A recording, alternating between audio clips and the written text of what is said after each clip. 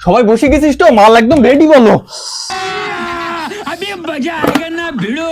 হ্যাঁ রেডি মানে মাল শুধু থালায় পড়ে অপেক্ষায়। আরে ওস্তাদ তাড়াতাড়ি দাও না, বিরাট খিদে লেগে। আরে উস্তাকার একটা কথা ছিল। আরে কি বলবি তাড়াতাড়ি বল। উস্তাকার কথা হচ্ছে গেলে মানে পরপর 3 দিন আমার বাড়ি আম ডাললেন, আমার বউটা মোটেই পছন্দ করে না। তাই বাড়িতে আসার সময় বলেছি যে বাড়ি যাওয়ার সময় বিরিয়ানি নিয়ে যাবো। তা বিরিয়ানি যদি না নিয়ে যায় কাল সকালবেলা আমার বউ উঠে আগে বাপের বাড়ি যাবে।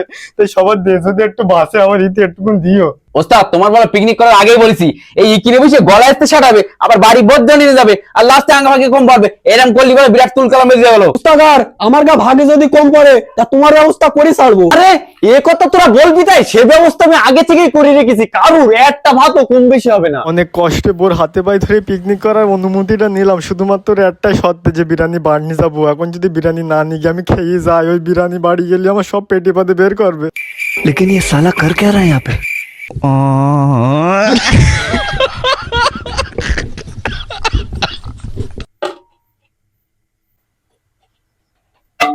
যাক একদম পুরো পারফেক্ট বলে দেখিনি, সে একটা ভাতও বলে এদিক ওদিক হয়নি, একদম মাপের কাটা দেখিনি। পরে যেন আমার দোষ দিস নে।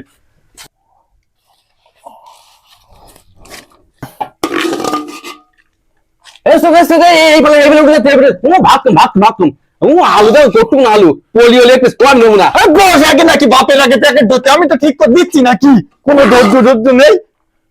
এটা ঠিক আছে তো, এই নে। আলু ছোট আবার পোলিও লেগ পিস। ওর কিরাম বাবু লেগ পিস, আর আমার একটু লেগ পিস, আমার লস হয়ে গিয়ে। আরে যা দিছি তাই খা, মেপি দিছি তো নাকি। কি ব্যাপার এত দিচ্ছি, কাঁটা লেবি না কেন নিচেই নাকি? বিরিয়ানি শেষ হয়ে গেল, এখনো কাঁটা নিচেই লেবলো না, কি ব্যাপার নাকি? তাহলে তুই तेरा क्या होगा कालिया?